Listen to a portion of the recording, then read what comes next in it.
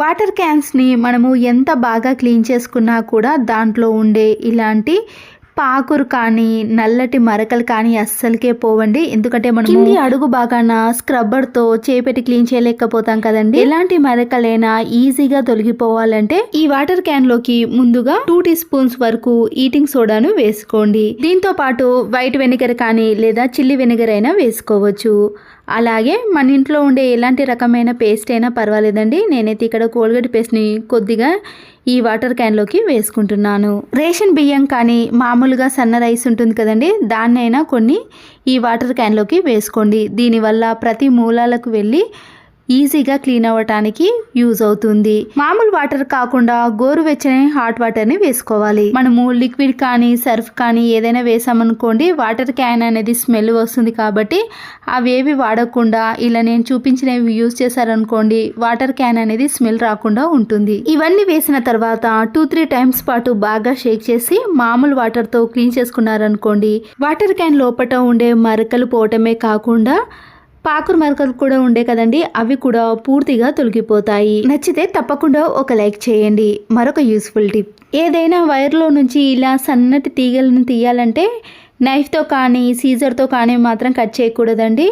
Nail cutter ఉంటుంది కదండి, nail cutter యొక్క మధ్యలో పెట్టేసి ముందటి భాగాన గట్టిగా ప్రెస్ చేసి లాగేసామనుకోండి వైర్ కట్ కాకుండా దాంట్లో ఉండే తీగలు అనేవి ఇలా ఈజీగా కట్ చేసుకోవచ్చు. నచ్చితే లైక్ చేయండి. మరొక టిప్, గోధుమ పిండితో చపాతీలు కానీ పూరీలు ఏవైనా చేసుకున్నప్పుడు ఇలా చేతిలో నుంచి కొద్దిగా తీసుకొని మనం ఒక గిన్నెలోకి వేసుకుంటాము.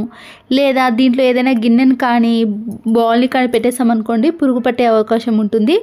ఇలా చేతితో తీయకుండా చేతికి పిండి అంతా కూడా అంటుకోకుండా ఉండాలి అంటే ఎగ్ మిక్స్ చేసేది ఉంటుంది కదండి, దాన్ని తీసుకొని ఇలా పిండిలో ముంచేసి మనం దాంట్లో నుంచి పిండిని తీసుకున్నాం అనుకోండి చాలా ఈజీగా వచ్చేస్తుంది.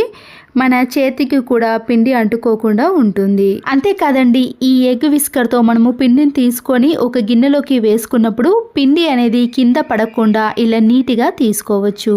పాలు కానీ జ్యూస్ కానీ వాటర్ కానీ ఏదైనా సరేనండి, ఒక గ్లాసులో నుంచి మరొక గ్లాసులకు వేయాలి అంటే వాటర్ అంతా కూడా ఇలా కింద పడిపోతాయి కదా, ఒక స్పూన్ని ఇలా రివర్స్లో పెట్టేసి దాని వెంబడి మనము వాటర్ని వేసామనుకోండి ఒక్క చుక్క కూడా కింద వాటర్ అనేది పడకుండా ఉంటాయి.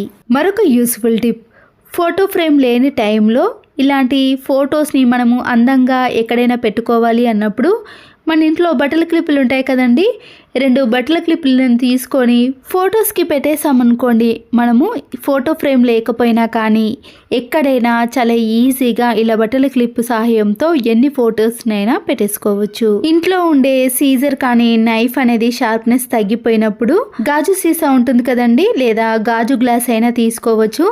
ఇలా వీడియోలో చూపించిన మాదిరిగా నైఫ్ని కానీ సీజర్ని కానీ ఇలా గాజు సీసాతో బాగా అప్లై చేసామనుకోండి 30 సెకండ్స్ పాటు ఇలాగే చేయాలండి. ఆ తర్వాతనే మనము ఇలా 2-3 వరుసలు ఏదైనా కట్ చేసినా కూడా చాలా నీట్గా కట్ అయిపోతుంది.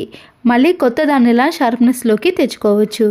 మన ఇంట్లో ఎన్నో రకాల ప్లాస్టిక్ కవర్లు ఉంటాయండి, అవి వేస్ట్ అని పడేసాం కానీ వీటితో కూడా అద్భుతంగా ఇంటిని అందంగా చేసుకోవచ్చు. ఎలాంటి ప్లాస్టిక్ కవర్నైనా తీసుకోండి. ముందు ఇలా పట్టుకునే హ్యాండిల్స్ ఉంటాయి కదండి, వాటిని కట్ చేసుకున్నాను. తర్వాత ఈ కవర్ని ఇలా వీడియోలో చూపించిన మాదిరిగా చేతిలోకి పట్టుకొని ముందటి భాగాన్ని మడుచుకొని అక్కడి వరకు కట్ చేసుకోవాలి. మళ్ళీ ఈ కవర్ని ఇలా మడుచుకొని ఇదే కవర్లో మరొక ప్లేస్లో 2 మడతలుగా పెట్టుకోవాలండి కవర్ని. మళ్ళీ ఇదే కవర్లో ఇలా వీడియోలో చూపించిన మాదిరిగా మరొక ప్లేస్లో పెట్టేసుకొని మళ్ళీ ఇదే మాదిరిగా కట్ చేసుకోవాలి. మనకి ఇలా ఎన్నిసార్లు కావాలంటే అన్నిసార్లు కట్ చేసుకోవచ్చండి. నేనైతే ఇక్కడ 4-5 టైమ్స్ మాత్రమే ఇలా కవర్ని మరొకసారి కవర్ మధ్యలో పెట్టేసి కట్ చేసుకున్నాను. కట్ చేసుకున్నాక కింది భాగాన్ని మాత్రం అలాగే గట్టిగా పట్టుకోవాలండి, లోపట కవర్లన్నీ అలాగే ఉండిపోతాయి. ఇప్పుడు మీరు అది ఊడిపోకుండా ఉండటానికి ఏదైనా థ్రెడ్ని ఇలా కింది వైపున గట్టిగా ముడివేసేయండి. కవర్ సహాయంతో మనకి ఎన్ని కావాలంటే అన్నిటిని ప్రిపేర్ చేసుకోవచ్చండి. తర్వాత ఈ కవర్ని ఇలా వెడల్పుగా అనుకున్నాం అనుకోండి మంచి ఫ్లవర్ అనేది రెడీ అయిపోతుంది. కింది వైపున మీరు ఏదైనా స్టిక్ని పెట్టేసి ఇలాంటి వాటిని ఫ్లవర్ వాజ్లో కానీ ఇంట్లో ఎక్కడైనా డెకరేషన్ చేసుకున్నారనుకోండి చాలా అందంగా కనబడతాయి. నచ్చితే తప్పకుండా ఒక లైక్ చేయండి. మరొక యూస్ఫుల్ టిప్, పిల్లలైనా మనమైనా ఎప్పుడైనా ఇలా రౌండ్గా సర్కిల్ చేసుకోవాలంటే చేత్తో సర్కిల్ చేసామనుకోండి అంత పర్ఫెక్ట్గా రాదు కదా. ఇలా ఒక పిన్నిస్ని తీసుకొని పిన్నిస్ని పై భాగాన పెన్ని గట్టిగా ప్రెస్ చేసి దాంట్లో ఇలా పై వైపున పట్టుకున్నాక కింది వైపు నుంచి మనము పెన్సిల్తో ఇలా రౌండ్గా వేసామనుకోండి సర్కిల్ అనేది చాలా ఈజీగా వచ్చేస్తుంది. పిల్లలకైతే చాలా బాగా యూజ్ అవుతుందండి. ఇలాంటి సర్కిల్ రావడానికి ఏదైనా క్యాప్స్ని కానీ బ్యాంగిల్స్ని యూజ్ చేస్తారు కదండి, అలాంటి అవసరం లేకుండా పిల్లలకి ఒక్కసారి చూపించారనుకోండి వాళ్ళే ఈజీగా వేసుకోగలుగుతారు. మనము కర్టెన్స్ని ఇలా డైరెక్ట్గా వాషింగ్ మిషన్లో వేసామనుకోండి దానికి ఉండే ఈ ప్లాస్టిక్ రింగ్స్ అనేవి విరిగిపోతాయి. అలాంటప్పుడు ఇలా ఒక చిన్న సాక్స్ని తీసుకొని ఒక కర్టెన్కి ఒక్క సాక్స్ని మాత్రమే యూజ్ చేయాలి. ఇలా రింగ్స్ ఉన్న పై భాగాన్ని మనము సాక్స్ లోపల పెట్టేసుకొని అప్పుడు వాషింగ్ మిషన్లో వేసామనుకోండి ఇవి విరిగిపోకుండా మన డబ్బులు అనేవి వేస్ట్ కాకుండా ఉంటాయి. ఇలా ఒక విండో కర్టెన్కి మనము 2 సాక్స్లను వేసి వాషింగ్ మిషన్లో వేసామనుకోండి అవి నీట్గా ఉంటాయి. సోప్ అయిపోయిన వెంటనే ఇలా ఏదైనా ఒక సోప్ని తీసుకునేటప్పుడు మనము కవర్ని ఓపెన్ చేసి తీసుకుంటాం కదండి, ఆ కవర్ని బయట పడేయకుండా మన కబోర్డ్లో కానీ బీరువాలో ఏదైనా బ్యాడ్ స్మెల్ వచ్చినప్పుడు ఇలా సోప్ బాక్స్ని పెట్టేసామనుకోండి మంచి సువాసన అనేది వస్తుంది. వాషింగ్ మిషన్లో వేసే లిక్విడ్ కవర్ ఉంటుంది కదండి, అయిపోయిన తర్వాత ఇది దేనికి పనికిరాదని పడేస్తాం. కానీ ఇలా వీడియోలో చూపించిన మాదిరిగా సీజర్తో పైన ఉన్న క్యాప్ వరకు మాత్రం కట్ చేసుకోండి. ఇలా పట్టుకునే హ్యాండిల్ ఉంది కానీ దాన్ని కూడా కట్ చేసుకున్నా పర్వాలేదు, లేదా మనము ఏదైనా మేకుకు వేసుకునే విధంగా ఉంటుంది కాబట్టి దాన్ని అలాగే ఉంచేసినా పర్వాలేదు. సీజర్తో ఇప్పుడు ఈ కవర్కి 2 చిన్న హోల్స్ అనేవి చేసుకోవాలి. గట్టిగా ఉన్న ఒక తాడును తీసుకొని ఈ హోల్స్లో నుంచి ఇలా ముడి వేసుకున్నాం అనుకోండి మనకి ఏదైనా మేకుకు వేసుకోవడానికి ఇలా హ్యాండిల్గా మనము యూజ్ చేసుకోవచ్చు. ఈ లిక్విడ్ కవర్ని మనము బెడ్రూమ్లో కానీ కిచెన్లో వాష్రూమ్లో దేనికైనా సంబంధించినవి పెట్టుకోవడానికి చాలా అనుకూలంగా ఉంటుందండి. అయితే ముందుగా ఈ లిక్విడ్ కవర్ని వాటర్ వేసి నీట్గా క్లీన్ చేసుకోవాలి. ఇప్పుడు ఇలా నేను వాష్రూమ్లో ఒక మేకుకు వేసానండి హ్యాండిల్ని. మనము ఇలా తాడుతో కట్టుకున్నాం కదండి, ఇలా స్ట్రైట్గా కట్టుకున్న దాన్ని ఇలా మేకు కానీ ట్యాప్కి వేసుకున్నాం అనుకోండి దీంట్లో ఏది పెట్టినా కూడా అవి కింద పడకుండా దాంట్లోనే ఈజీగా ఎన్నైనా పెట్టుకోవచ్చు. ఈ వాషింగ్ మిషన్ లిక్విడ్ కవర్స్ అనేవి చాలా మందంగా ఉంటాయండి. మనము ఎంత బరువు పెట్టినా కూడా అవి కవర్ అనేది తెగిపోకుండా ఎన్నైనా ఈజీగా ఇలా పెట్టుకోవచ్చు. 2 పాడైపోయిన బ్రష్లు ఉంటాయి కదండి, వాటిని ఇలా రివర్స్లో పెట్టేసి పై వైపున రబ్బర్ బ్యాండ్ను గట్టిగా ముడి వేసుకోవాలి. మనం ఇవి కింద పట్టుకోవడానికి కంఫర్ట్గా ఉండాలండి, లూజ్గా ఉండకూడదు. బ్రష్ అయితే ఇలా టైట్గా ఉన్న బ్రష్ని తీసుకొని కిచెన్ సింక్ హోల్లో ఇలా మురికిగా తయారైనప్పుడు కొద్దిగా దీనిపైన లిక్విడ్ని కానీ సోప్ని కానీ వేసి ఈ కిచెన్ సింక్ హోల్ మొత్తాన్ని కూడా ఈ బ్రష్తో క్లీన్ చేసుకున్నాం అనుకోండి ఎంత జిడ్డు పట్టిన మురికినైనా సరేనండి ఇలా సింపుల్గా క్లీన్ చేసుకోవచ్చు. చూడండి ఎంత నీట్గా క్లీన్గా తయారైందో. మరొక యూస్ఫుల్ టిప్, వాటర్ బాటిల్స్ కానీ గాజు సీసాలు ఉంటాయి కదండి, దీని లోపల కింది భాగాన మనము చేతి పెట్టి స్క్రబ్బర్తో క్లీన్ చేయలేకపోతాం కదా, దీంట్లో లిక్విడ్ని వేసి ఇంతకుముందు ప్రిపేర్ చేసుకున్న బ్రష్తో క్లీన్ చేసుకున్నాం అనుకోండి అడుగు భాగాన కూడా చాలా నీట్గా క్లీన్గా తయారవుతుంది. మరొక యూస్ఫుల్ టిప్, ఇంట్లో తినేటప్పుడు ఎప్పుడైనా ఇలాంటి చట్నీస్ కానీ కిసాన్ జామ్ కానీ సాసులు ఉంటాయి కదండి, కింద పడ్డప్పుడు మనము క్లాత్తో క్లీన్ చేసామనుకోండి దానికి నూనె మరకలు కానీ లేదా అదంతా కూడా క్లాత్ చుట్టూ కూడా అవుతుంది. అలా కాకుండా ఒక టిష్యూ పేపర్ని తీసుకొని ఇలా ఈజీగా క్లీన్ చేసుకున్నాం అనుకోండి ఫ్లోర్ పైన ఆయిల్ మరకలు కానీ లేదా అస్సలకి ఏ మరక కూడా కనిపించదండి, అంత నీట్గా తయారవుతుంది. మరొక యూస్ఫుల్ టిప్, సీజర్ అనేది ఇలా ప్లాస్టిక్ కవర్ని కానీ లేదా పేపర్స్ని ఏదైనా ఇలా కట్ చేయాలన్నప్పుడు షార్ప్నెస్ అనేది పూర్తిగా తగ్గిపోతుందండి. మళ్ళీ దీన్ని పదును పెట్టాలంటే చాలామంది సాల్ట్తో పదును పెడతారు, కానీ సాల్ట్తో కాకుండా కొద్దిగా కోల్గేట్ పేస్ట్ని ఈ సీజర్ పైన 2 వైపులా కూడా అప్లై చేసి చేత్తో కానీ ఏదైనా క్లాత్తో కానీ బాగా రఫ్ చేయాలండి.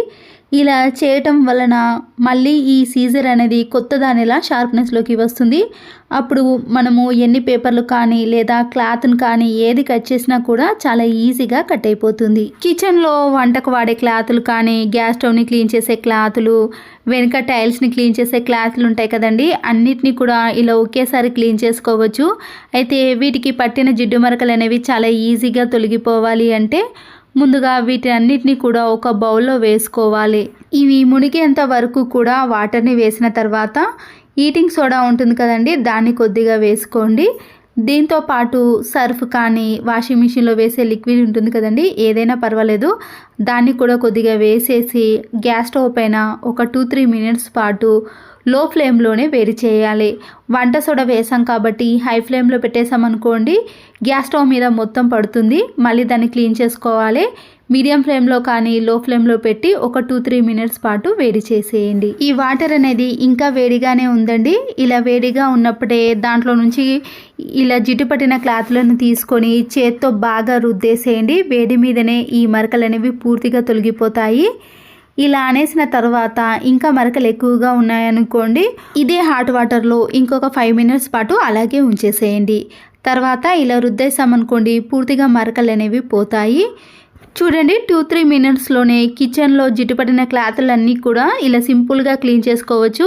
వీటిని ఇంకా కొద్దిసేపు ఎండలో ఆరబెట్టేశారనుకోండి ఇంకా చాలా నీట్గా తయారవుతాయి. నేను వీటిని మీకు తడి మీదనే చూపిస్తున్నానండి. పూర్తిగా ఆరిపోయాయి అనుకోండి మరకలు కూడా పోతాయి. కిచెన్ సింక్లో కానీ వాష్ బేసన్లో ఇలా వాటర్ బ్లాకేజ్ సమస్య ఏర్పడింది అనుకోండి, వాటర్ బాటిల్ ఉంటుంది కదండి, ముందటి భాగాన్ని మాత్రమే ఇలా కట్ చేసుకొని ఈ హోల్ మధ్యలో పెట్టేసి ఒక 2-3 టైమ్స్ పాటు ఇలా కిందికి మీదికి అనడం కానీ, లేదా పైన క్యాప్ను మూసేసి ఒక 2 మినిట్స్ పాటు అలాగే ఉంచేసామనుకోండి దానిలోకి గాలి వెళ్ళదు కాబట్టి అప్పుడు వాటర్ బ్లాకేజ్ సమస్య అనేది పూర్తిగా పోతుంది. వాటర్ అనేది ఈజీగా వెళ్ళిపోతాయి. మరొక యూస్ఫుల్ టిప్ని కూడా చూడండి. నచ్చితే ఒక లైక్ చేయండి. మనము ఏదైనా వుడ్కి కానీ వాల్కి మేకును కొట్టేటప్పుడు మనము డైరెక్ట్గా చేత్తో పట్టుకొని కొట్టకుండా హెయిర్కి పెట్టుకునే సైడ్ పిన్నిస్లు ఉంటాయి కదండి, ఒక సైడ్ పిన్నిస్ని తీసుకొని ఇలా చివరి భాగాన మధ్యలో కానీ పెట్టేసి అప్పుడు ఇలా పట్టుకొని మనము వుడ్కి కానీ వాల్కి కొట్టేసామనుకోండి మన చేతికి తగలకుండా ఉంటుంది. మేకు అనేది ప్రతిసారి జారిపోకుండా ఇలా ఈజీగా వాల్కి కానీ వుడ్కి కానీ మేకును బిగించవచ్చు. నచ్చితే తప్పకుండా లైక్ చేయండి. మరొక useful hand wash liquid bottle కానీ షాంపూ బాటిల్స్ని మనము బయటకి బ్యాగ్లో పెట్టుకొని ఎక్కడికైనా తీసుకెళ్ళాలన్నప్పుడు ఇలా బట్టల క్లిప్ని పెట్టేసి తీసుకెళ్ళామనుకోండి ఒక్క చుక్క కూడా బ్యాగ్లో పడకుండా నీట్గా ఉంటుంది. పెన్ కంటే పెన్సిల్ని తీసుకోవడం చాలా బెటర్ అండి. అయితే పెన్సిల్ అనేది ఇలా షార్ప్గా ఉండాలి. ఇలా షార్ప్గా చేసుకునే పెన్సిల్ని తీసుకొని మన ఇంట్లో ఉండే టేప్ కానీ కలర్ టేప్స్ ఉంటాయి కదండి, ఏ టేపునైనా సరేనండి, దాన్ని ముందుగా మనము గుర్తుపట్టాలంటే టైం పడుతుంది కదా, ఇలా పెన్సిల్తో బాగా అప్లై చేసామనుకోండి ఎక్కడైతే ఇలా గరుకుగా అనిపిస్తుందో ఆ ప్లేస్లో ప్లాస్టర్ అనేది స్టార్ట్ అవుతుంది. దీని సహాయంతో మనము ప్లాస్టర్ని ఈజీగా తీసుకోవచ్చు. ప్లాస్టర్ని మనము దేనికైనా ఇలా వేసినప్పుడు సీజర్ కానీ నైఫ్ కానీ ఏది అవసరం లేదండి. ఈ టైంలో పెన్నుని తీసుకొని ఇలా మధ్యలో గట్టిగా ప్రెస్ చేసామనుకోండి ప్లాస్టర్ అనేది ఈజీగా కట్ అవుతుంది. ఒకవేళ మీ దగ్గర సీజర్ కానీ నైఫ్ లేనప్పుడు ఈ టిప్ అనేది యూజ్ అవుతుంది. అయిపోయిన కోల్గేట్ పేస్టులు వేస్ట్ అని పడేసాం కానీ వీటిని కట్ చేసి యూజ్ చేసుకున్నాం అనుకోండి ఇంట్లోకి ఒక విధాలుగా కాదండి పలు రకాలుగా వీటిని క్లీన్ చేసుకోవడానికి యూజ్ అవుతాయి. ఒక బౌల్లో కొన్ని వాటర్ని వేసుకున్నాక కట్ చేసుకునే పేస్ట్ ఉంది కదండి దాని అంతటిని కూడా ఈ వాటర్లో పూర్తిగా కలిపేసేయండి. పేస్ట్ ఎక్కువగా ఉంటే కొన్ని వాటర్ని యాడ్ చేసి పూర్తిగా కలుపుకున్న తర్వాత వీటిలో ఇంకా ఏ లిక్విడ్ని కానీ దేన్ని కూడా కలపాల్సిన పని లేదండి. దీంట్లో ఒక క్లాత్ను ఇలా తడిపేసిన తర్వాత మన ఇంట్లో డ్రెస్సింగ్ టేబుల్ అద్దాలు కానీ మామూలుగా వాషింగ్ ఏరియాలో ఉండే అద్దాలు ఏ అద్దాలైనా సరేనండి వాటిపైన సోప్ మరకలు పడి వాటర్ మరకలు పడి జిడ్డుగా తయారవుతుంది కదా, అలాంటి వాటిపైన కూడా ఇలా క్లాత్ను వేసి క్లీన్ చేసుకున్నాం అనుకోండి ఆ మరకలు అనేవి చాలా సింపుల్గా తొలగిపోయి అద్దం అనేది చాలా నీట్గా కనబడుతుంది. అద్దాన్నే కాకుండా ఈ క్లాత్ పైన కోల్గేట్ వాటర్ని కొద్దిగా వేసి ట్యాప్స్ ఉంది కదండి ఆ ట్యాప్ని కూడా క్లీన్ చేసుకున్నాను. మరకలు అనేవి చాలా ఈజీగా తొలగిపోయాయండి. కోల్గేట్ పేస్ట్తో క్లీన్ చేసుకున్నారనుకోండి మంచి షైనింగ్లోకి కూడా వస్తాయి. అద్దం చూసారు కదండి ఎంత నీట్గా కనబడుతుందో. అదే వాటర్లో మరొకసారి ఇలా క్లాత్ను తడిపేసి ఫ్రిడ్జ్ పైన కూడా ఎంత డస్ట్ పడిందో దాన్ని కూడా ఇలా కోల్గేట్ వాటర్లో తడిపేసి క్లాత్తో క్లీన్ చేసుకున్నారనుకోండి చాలా నీట్గా అవుతుంది.